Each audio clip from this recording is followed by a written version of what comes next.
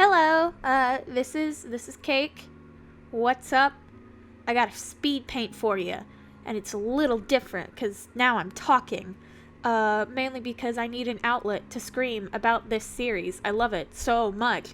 It's called To Your Eternity or Fumetsu Anatae, and it is good. It's good, and I've been trying to get all my friends to watch it, and none of them will because they hate me. That's a joke, but or I hope it's a joke.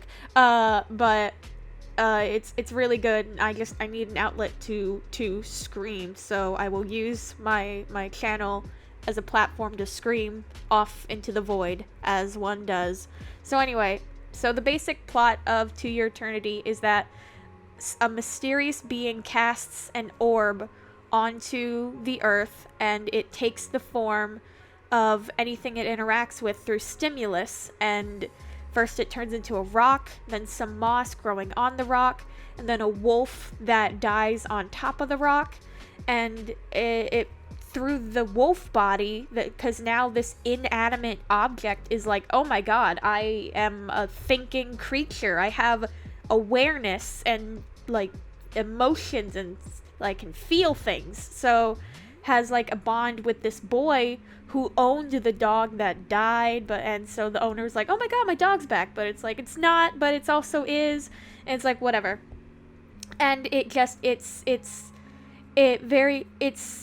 story is about this immortal inhuman being learning all these things, and it's very clear from the outset, to me at least, that this inhuman quote-unquote thing is still so very human, because even before it learns how to speak, when it's still just a wolf, a dog, it still clearly shows, like, oh, it cares about this boy. When the boy is hurt, the dog, it whines, and it's like, hey, are you okay? Like, it doesn't say that, but like it nudges up against him and sleeps, and they sleep together on a bed to like huddle for warmth. And it's very clear that even though that like these feelings are just instinctual, they are natural, and I really like that.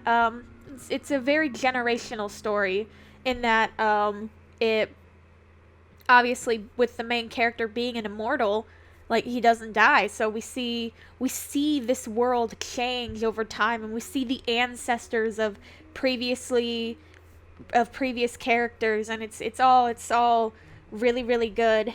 And I I feel a lot, and a lot of what I feel about is the fact that Fushi, which is a name given to this immortal being at some point, mainly takes on the form of that first nameless boy, because it's the first human form he gets, and the second sentient creature he takes on as a form. And it's a subtle thing that this is the form that Fushi feels most comfortable in, because it ultimately shows that I'm having trouble saying things, but there's a clear sentimentality to Fushi and this nameless boy that it just sadly never gets further explored, because the nameless boy died. He was one of the first people in Fushi's life to die, and that's just that. There's nothing he can do about it. And later on in the series, we kind of get this ability to like, revive characters, and in a sense, it's kind of wild, actually. It's really cool. And provides it more interesting conflict of like, is it okay for it there's a lot. But even after that's introduced, and you're like, oh my gosh, that means the nameless boy could come back and maybe he'll have an actual name.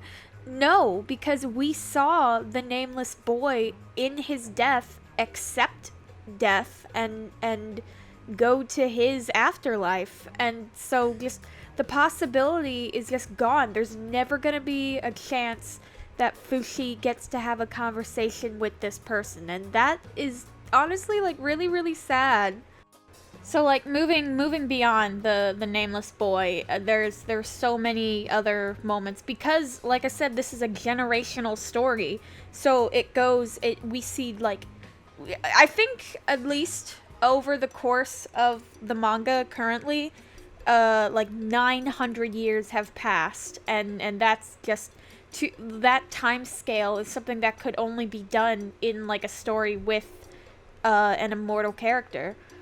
We see, and they do the humor very. It's there are some really funny moments. Like one of my favorite is so like there's the man in black, the person who or person like this weird entity god sort. I don't even know. He shows up sometimes and is like, "Hey, Fushi, do this," and it's part of it. It's amazing to see Fushi like grow in attitude because he absolutely like he started out as a blank slate, but his personality does come through and like it grows, and it's really cool to see how he becomes both like a very caring, empathetic, and sensitive person who also is really tired, and God, he just wants a nap for like he just wants people to be okay.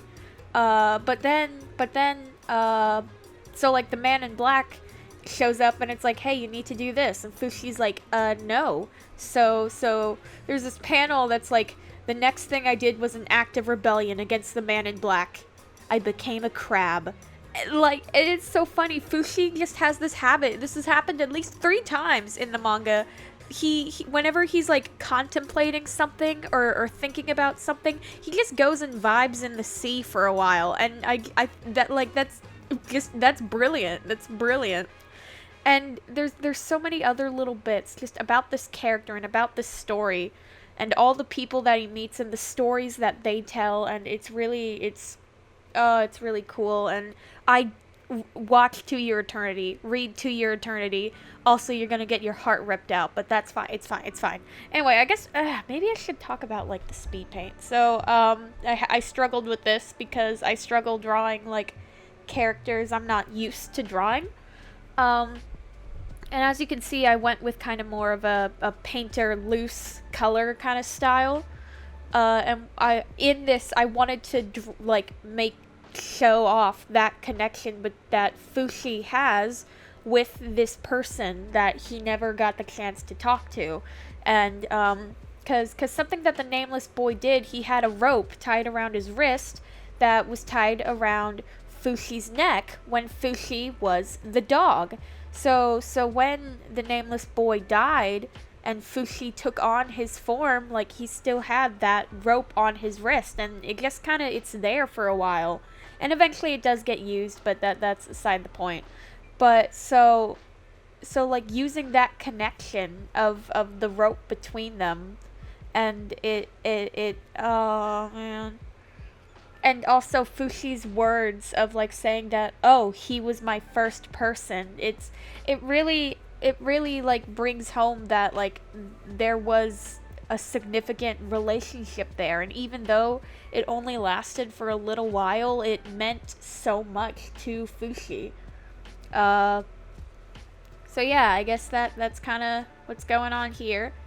And I love this series. I love my genderless, amorphous, shape-shifting, immortal son so much. I want him to get therapy. Good God, please, get therapy. Well, we're getting to the end of the speed paint. I hope that this incoherent ramblings was... I hope you got something out of it aside from watching me draw. Well, anyway, this is it. And thank you for watching.